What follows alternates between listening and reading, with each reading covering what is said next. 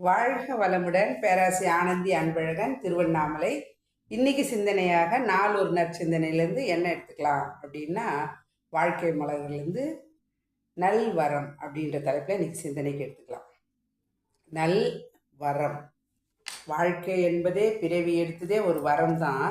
அந்த வரமும் சிறப்பாக அமையணும். வரம் தருவது கடவுள். இந்த வாழ்க்கை கொடுத்தது கடவுள். ஆனால் அந்த வரத்தை நாம் எப்படி நமக்கு உபயோகப்படுத்தி கொள்வது அப்படின்றதுக்கு சுவாமிஜி அழகாக ஒரு விளக்கம் கொடுக்குறாரு பாருங்க. ஏன்னா வரம் வாங்கிறது பெருசு இல்லை. ஏன்னா நம்ம பார்க்குறோம் இதிகாசத்தில் புராணத்திலாம் வரம் வாங்கி எல்லாரும் துன்பத்துக்கு தான் ஆளாகிறதுக்கு முடிவில் தெரியும். ஏன் அப்படின்னா இறைவன் கரெக்டாக தான் கொடுப்பாரு. ஆனால் நாம் கேட்குறது எப்படி கேட்கணுங்க? சிறப்பாக கேட்கணும். சுவாமிஜி என்ன சொல்கிறாரு அப்படின்னா, வாழ்க்கை என்பது வெற்றியாகவும் அமைதியாக வாழ்றது தான் வாழ்க்கை, இல்லைங்களா? நம்மளை பார்த்து ஒரு உதாரணம். இப்போ நாம் வாழ்ந்துட்டுருக்கோம் அப்படின்னா மற்றவங்கள பார்த்து ஒரு உதாரணமாக தான் வாழ்ந்துட்டுருக்கோம்.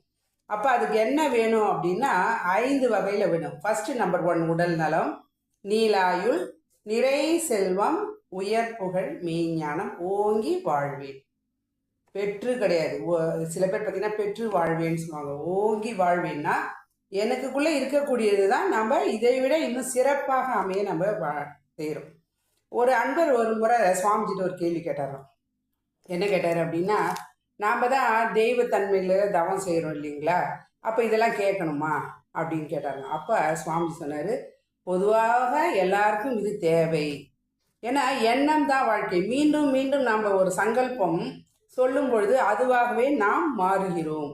அதற்காக இது தேவை அப்படின்னு. ஏன் அப்படின்னா நாமளே நினச்சி பார்க்குறோம் அப்படின்னா, உடல் நலம் வேணுமா வேணாவா? ரொம்ப முக்கியம். உடலை வளர்த்தேன் உயிர் வளர்த்தேன்னு கேள்விப்பட்டோம். இன்றைக்கி நம்ம இந்த உடலை கொண்டு தான் எதையுமே நம்ம சிறப்பாக செய்ய முடியும், இல்லைங்களா? சுவர் இருந்தால் தான் சித்திரம் தீட்ட முடியுன்ற மாதிரி இந்த உடலை இருந்து கொண்டு தான் நாம் எதையுமே நம்மளோட எண்ணங்களோ செயல்களோ சிறப்பாக செய்ய முடியும். அதே போல் பார்த்தீங்க அப்படின்னா நீல ஆயுள் அப்படின்னா நீண்ட ஆயுள் கிடையாது. வாழும் வரை மற்றவர்களுக்கு துன்பம் இல்லாமல் நாமும் மற்றவர்களுக்கு உதவியாக வாழ்வதற்கு நீல ஆயுள். அதே போல் நம்ம எடுத்த காரியத்தை முடிக்கணும். அதே மாதிரி அறிவை அறிவதற்கு பிறந்திருக்கிறோம் இல்லையா? அப்போ அதுக்கான வழியை நம்ம என்ன பண்ணுறோங்க, அது நிறைவேற வேண்டும் அப்படின்னா இடையில துண்டு போட்ட மாதிரி இந்த உயிரை விட்டு விட்டால் வந்த வேலை முடிய முடியாது. அப்போ ஆகவே நீலாயுள் வேண்டும். அடுத்தது என்ன வேணும்? நிறை செல்வம். மூன்றாவதாக சொல்வது நிறை செல்வம். அந்த நிறை செல்வம் அப்படின்னா இந்த உலகத்தில் வாழறவர்கள் நம்ம வசதியாக வாழ வேண்டும், இல்லைங்களா? அப்படி நம்ம வசதியாக வாழும்போது எப்படி இருக்கணும்னா நம்ம நிறைவாக இருந்தால் தான் மற்றவங்களுக்கு கொடுக்க முடியும். அப்போ என்ன பண்ணுங்க, வாழ்க்கையில் வாழும்போது பார்த்திங்கன்னா நிறைய செல்வம் வேணாம். நிறை செல்வம், மனதுக்கு நிறைவான செல்வம். சொல்லுவாங்க, நின்றால் 2 அடி, நடந்தால் 4 அடி, அமர்ந்தால் 4 அடி, படுத்தால் 6 அடி போதும், அவ்வளோதான், இல்லைங்களா? ஆனால் நாம் என்ன பண்ணுறோம், இன்னும் சொல்லி வாழ்க்கையை இழந்துடுறோம். அது மாதிரி இல்லாமல் வாழ்க்கையை உணர்ந்து வாழ்வதற்கு நம்மளுக்கு நிறைய செல்வம், மனதுக்கு நிறைவான செல்வம், இறைவன் கொடுத்ததை ஏற்றுக்கொள்ளக்கூடிய தன்மை நம்மக்கிட்ட வர ஆரம்பிக்கும் தவத்தால். அப்போ நல்லபடியாக எண்றோம் அப்படின்னா நிறை செல்வம். அடுத்தது என்ன? உயர் புகழ். தோன்றினும் புகழோடு தோன்றுக அக்தில்லா, தோன்றினும் தோன்றாமை நன்றுன்னு சொன்னது யாரு? திருவள்ளுவர். அப்போ ஒரு செடி மரம் வருது அப்படின்னா கூட பார்த்தீங்க அப்படின்னா அது என்ன பண்ணுதுங்க, தானும் வாழ்ந்து மற்றவங்களுக்கு கொடுக்குது, மற்றவங்களுக்கு செய்யுது. அப்போ இயற்கையை பார்க்குறோம். அந்த இயற்கையை போல இருக்கக்கூடிய நாம் என்ன பண்ணுங்க, சிறப்பாக வாழ நாம் ஒருத்தருக்கு நல்லது செஞ்சாலே போதும், நினைச்சாலே போதும். நம்ம புகழை தேடி போகணும்னு அவசியம் இல்லை. ஏன்னா புகழ் என்பது நமக்கு போதை மாதிரி தான். ஆனால் இயற்கையாக நமக்கு அமையும் பாருங்க புகழ்ன்றது. நாமளே சொல்கிறோம் இல்லைங்களா, நிறைய பேரை இன்றைக்கி நான் அந்த வாழ்க்கை வாழறேன் அப்படின்னா மனவளக்கலையில் எத்தனையோ பேரோட உழைப்பை வாங்கிக்கிட்டு தான் நான் வாழ்ந்துட்டுருக்கேன் அப்படின்னு நான் நினைக்கிறேன் பாருங்க. அது போல் சிறப்பாக போய் ஒவ்வொருத்தருக்கும் புகழ் சேரும்.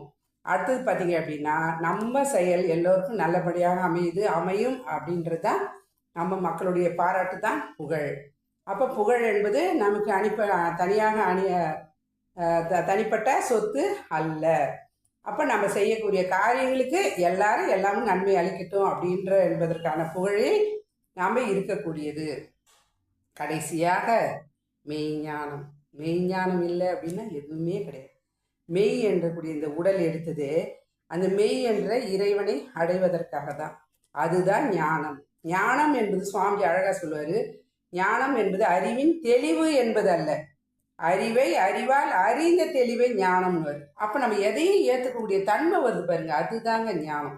அந்த தன்மை அடைவதற்கு, அந்த நோக்கத்தை, அந்த இறைநிலை அடைவதற்கு எதற்காக பிறவி எடுத்தோமோ அதை அடைவதற்காக நம்ம மெய்ப்பொருள் விளக்கம் பெற்றுக்கொண்டு இந்த ஐந்தையும் வாழ்க்கையில் உடல் நலம், நீலாயுள், இறை செல்வம், உயர் புகழ், மெய்ஞானம் ஓங்கி வாழ்க வளமுடன் என வாழ்த்தி வாழ்த்தி நம்மை சங்கல்பமாக சொல்லி சொல்லி வாழ்த்து வாழ்த்து இதுவே நல் வரமாக நம்ம செயலுக்கு எடுத்துட்டு வரும்.